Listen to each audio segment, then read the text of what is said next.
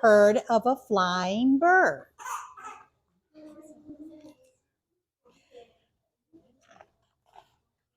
Living on an island in the middle of the sea, Pip and all the other birds relaxed in their tree.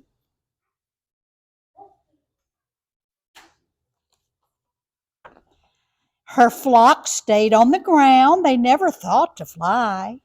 It sounded so ridiculous they didn't even try. They lived there in the dirt, eating seeds from off the ground or fruit that fell from off the tree, all squishy, old, and brown.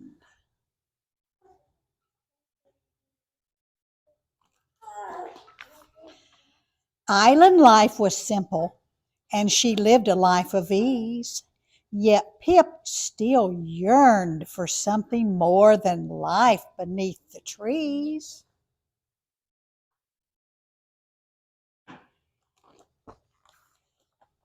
Pip became determined to find a way up high. She had no clue of what to do, but she knew she had to try.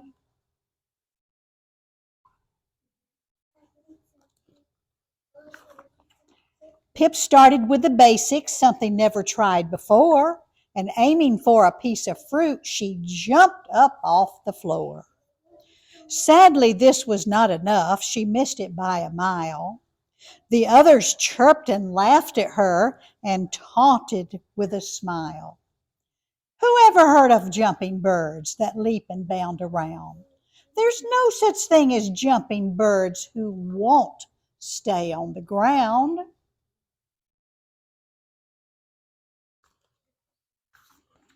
Pip was not a quitter, and she had another plan. She took off running in a dash, and up that tree she ran. Although she sprinted quickly, her tactic did not work. The flock all seemed amused by this and looked on with a smirk. Who ever heard of running birds running up a tree? There's no such thing as running birds, the others squawked with glee. Pip was not quite finished. There were still more things to try. Next, she tried to flap her wings to reach the branch up high. She flapped and shook her wings and spun and danced around. But nothing changed, and there she stood, feet firmly on the ground. Who ever heard of flapping birds flapping up and down? There's no such thing as flapping birds. You're silly like a clown.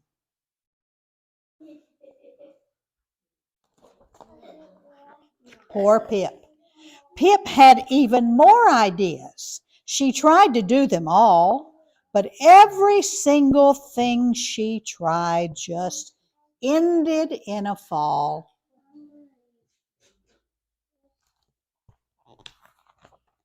That night she took a walk and found a place to sit. She thought, this feels impossible. Maybe I should quit.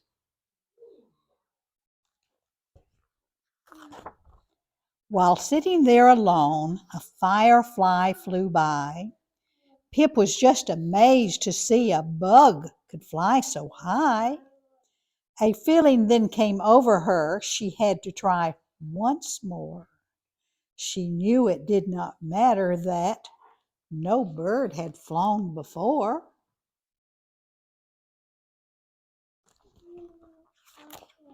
She barely slept a wink that night. She rose before the dawn, then waddled slowly to the tree as all the birds looked on. Pip began to flap her wings, then took off with a dash. She made it pretty far this time,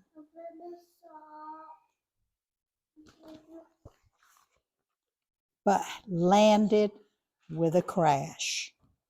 Who ever heard of flying birds like clouds up in the sky? Don't you know there's no such thing? We just aren't meant to fly.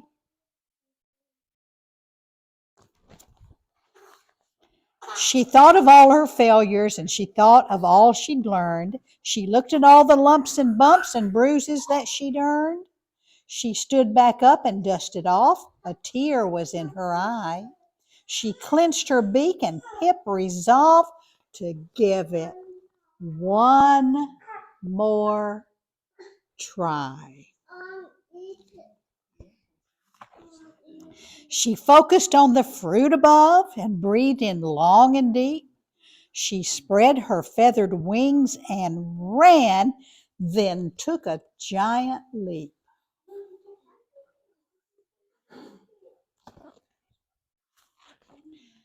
One said, "That's impossible. We aren't meant for flight." But Pip did fly.